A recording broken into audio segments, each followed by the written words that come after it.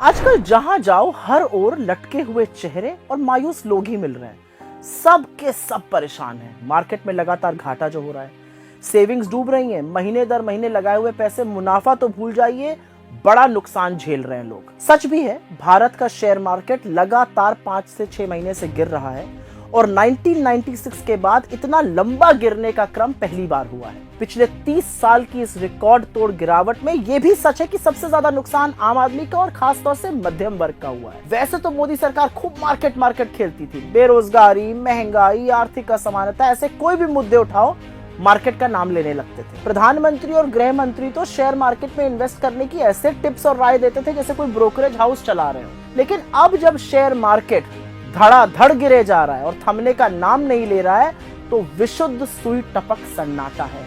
सब ज्ञानी लोग गायब हो चुके हैं। आज भारत का स्टॉक मार्केट दुनिया के सबसे खराब प्रदर्शन करने वाले मार्केट की सूची में शामिल है और हमारी करेंसी रुपया दुनिया की सबसे ज्यादा गिरने वाली करेंसी है। दिल थाम के बैठिएगा, 95 लाख करोड़ रुपए स्वाहा हुए हैं इस मार्केट। बिल्कुल सही सुना आपने कि पिछले 5 महीने में करीब 95 लाख करोड़ रुपए इस मार्केट ने निगल लिए। और एक बात, जैसा कि मैंने कहा, शेयर बाजार के गिरने पर नुकसान तो छोटे निवेशकों का ही होता है। बड़े स्टॉक ब्रोकर्स माला माल हो जाते हैं।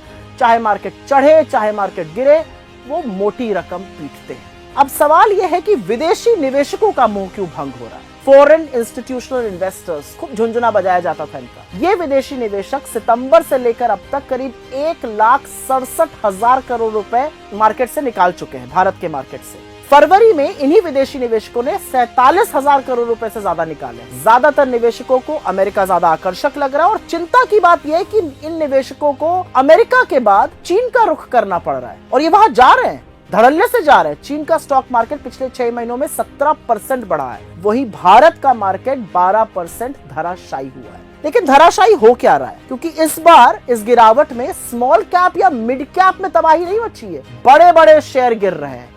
SBI जैसा शेयर एक साल में अपने सबसे निचले स्तर पर है, 52 वीक लो जिसको कहा जाता है। तो सवाल तो पूछा जाएगा कि मार्केट क्यों गिर रहा है। इसका बड़ा कारण है डोनाल्ड ट्रंप का खुलेआम भारत को धमकाना कि मैं रेसिप्रोकल टैरिफ लगाऊंगा। इससे वैश्विक ट्रेड में और निवेशकों में एक डर का माहौल बन गया है। और एक बात यह भी सच है कि बजाय इसका प्रतिरोध करने के, विरोध जताने के, मोदी जी तो मागा मीगा मेगा करने में व्यस्त थे। इस गिरावट का एक और बड़ा कारण है आर्थिक मंदी। अभी तक शेयर बाजार आर्थिक बदहाली से बेखबर कुलाचे मारता जा रहा था, बढ़ता जा रहा था।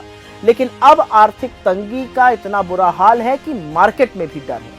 मंदी के चलते लोगों के पास पैसों की भारी कमी है, जिससे उपभोग में गिरावट हुई है। उपभोग जीडीपी का 2/3 हिस्सा है, कंजम्पशन जिसको कहते हैं। कम कंजम्पशन की वजह से कॉर्पोरेट अर्निंग्स, मतलब कंपनियों की कमाई में भी कमी हुई है। ये लिस्टेड कंपनीज है, जितना ये कम कमाएंगी उतना कम प्रॉफिट होगा, उतना कम अर्निंग्स होंगी शेयर पर, और उसी से गिरावट हो रही है। एक और बड़ा कारण रुपए की निरंतर गिरावट है। रुपया थम नहीं रहा है।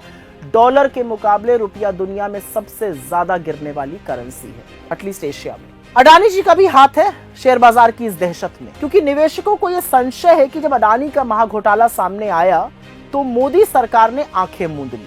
सरकार ने छोटे निवेशकों को बचाने की कुछ नहीं सोची, अडानी का बचाव किया। और इन्हीं सब चीजों के चलते शायद धड़ाधड़ जो है वो SIP बंद हो रहा है। भारत में सिर्फ 2 महीनों में, दिसंबर और जनवरी, 1 करोड़ से ज्यादा लोगों ने SIP बंद किए हैं, क्योंकि लोगों के पास पैसों की कमी है और उन्हें अब मार्केट पर ना तो भरोसा रहा है, ना उन्हें यह उम्मीद है कि मार्केट बहुत जल्द सुधरेगा।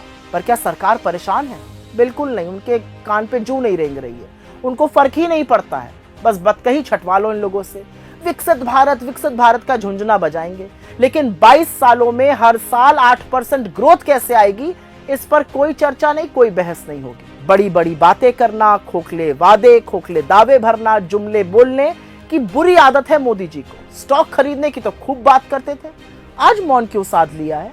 6 महीने से लगातार गिर रहे बाजार में छोटे इन्वेस्टर को बचाने के लिए क्या सरकार के पास कोई योजना है या नहीं है? सवाल आज इस बात का है, सवाल आज इस बात